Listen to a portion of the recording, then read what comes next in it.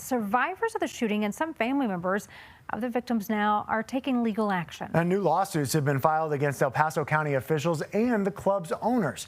Your reporter Jasmine Arenas joins us now. And Jasmine, we heard from some of the people behind this legal action.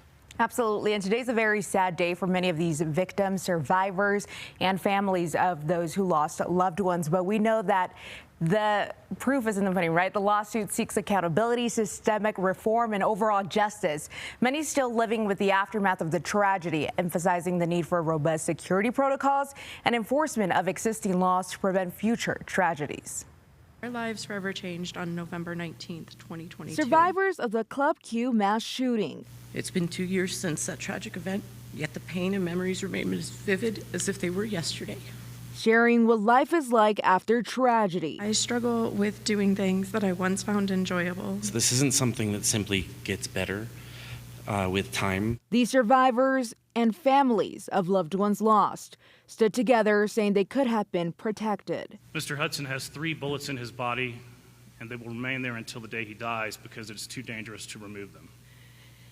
After that day, I would wake up in a state of terror, and I still do, just not as much. I still feel anger, and my heart is not mended. 2 civil suits now filed in federal court. They highlight the club owners claiming they didn't do enough to keep the venue safe. Club Q's management consistently prioritized profits over people, leaving its patrons vulnerable to this horrific attack. Also highlighting El Paso County commissioners and former Sheriff Bill Elder's decisions not to enforce the state red flags law, despite credible warnings about the shooter's intentions. These officials refused to act, following an unconstitutional and reckless policy of non-enforcement of the law. Club Q advertised itself as a safe space, but that was a dangerous illusion. A dangerous illusion that has now turned into a harsh reality. These families say every day is hard, but they're hoping justice will ease their constant pain.